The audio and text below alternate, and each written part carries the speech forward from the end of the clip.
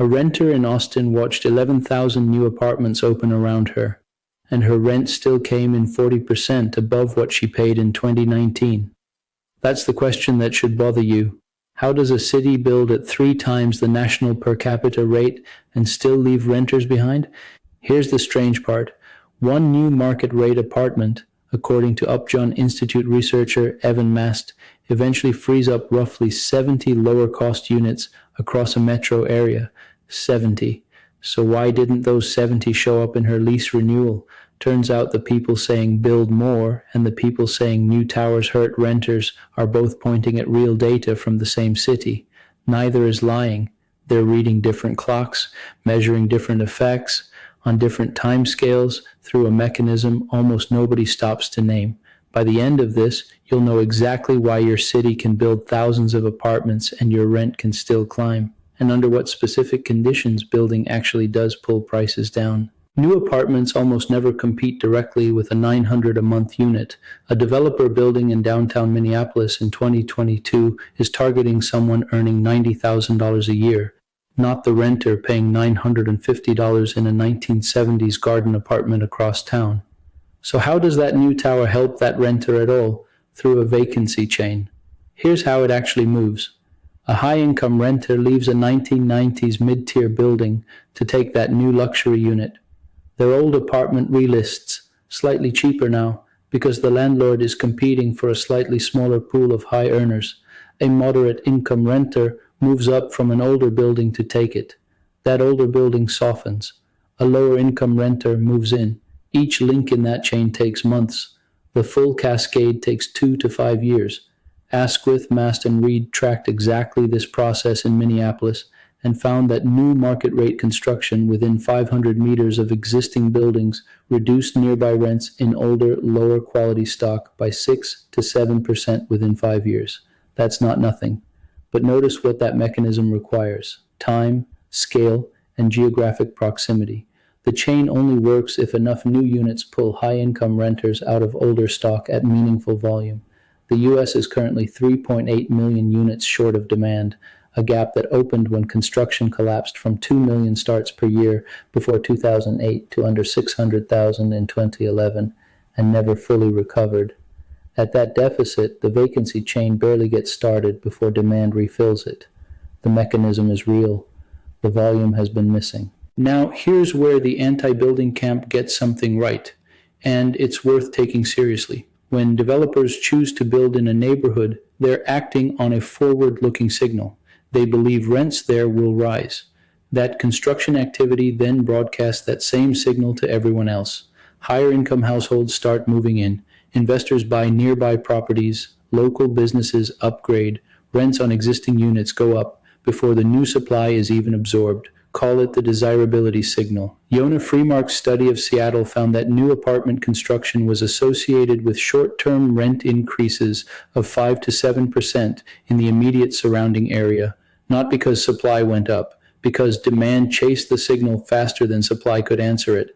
That's exactly why a long-time renter in a changing neighborhood can watch a new building go up, feel their rent rise, and be completely correct about what they observed. The desirability signal runs on a 6 to 18 month clock. The vacancy chain runs on a 2 to 5 year clock. A neighborhood can experience both, rents climbing in year 1, then softening in years 2 through 4 as the new units absorb demand and the chain of moves ripples outward. Both effects are real. They just don't arrive at the same time, which is exactly why this debate never resolves. Each side is citing accurate data from a different point on the same timeline. So, new construction lowers rent through the vacancy chain, but slowly, over years. It can raise nearby rents through the desirability signal, but quickly, over months. Both true. But even if those two effects perfectly balance out, there's a third problem baked into the math of construction itself. The median renter household in the U.S. earns about $42,000 a year. That's roughly $3,500 a month. Spend 30% on rent, the standard affordability threshold, and you have $1,050 for housing. New market rate apartments in most U.S. metros rent for $1,700 to $2,200 a month. That gap isn't a policy failure, it's arithmetic. Wood frame apartment construction costs around $170 per square foot. High-rise concrete runs over $400. Add land, financing at current interest rates, and operating costs, and a developer needs roughly $1,500 to $2,000 a month just to break even on a modest unit before any profit margin. Construction labor costs rose 30% between 2019 and 2023 due to skilled trades shortages. That floor didn't move down, it moved up. No amount of competition between developers can push rents below the cost of building the unit. This is the cost floor, and it means market rate construction structurally cannot reach the bottom 30% of renters, regardless of volume. The vacancy chain helps moderate income households find better options. It does not reach someone who can afford $800 a month. That gap requires direct subsidy instruments. The low-income housing tax credit costs $13 billion a year and produces roughly 100,000 to 110,000 affordable units annually against a 3.8 million unit shortfall. The math doesn't close. Meanwhile, 75% of residential land in most major U.S. cities is legally zoned for single-family use only, meaning even the market rate supply response is legally capped before it starts. Minneapolis eliminated that restriction citywide in 2020.